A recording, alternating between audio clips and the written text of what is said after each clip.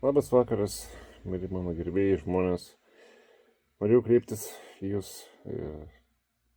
paprašyti pagalbos eilinį kartą, kaip visada. Ir aprašyti situaciją savo. Žodžiu, už viską sumokėjau paskolą įmoką, sumokėjau už butą. Liko 50 eurų šiai dienai. Nežinau, kaip gyventi toliau.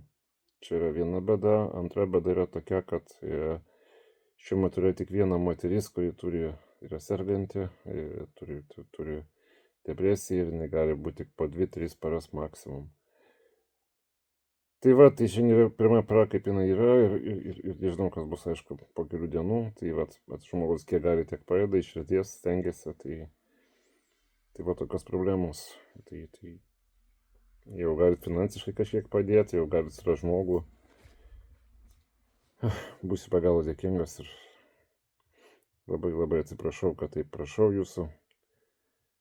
Bet tikrai man reikia tos pagalbos. Žinau, kad į slaugą nenoriu eiti, ten yra baisu. Tai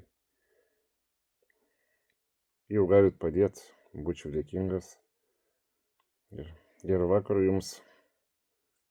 Sėkmės. Viso ko geriausio. Ačiū.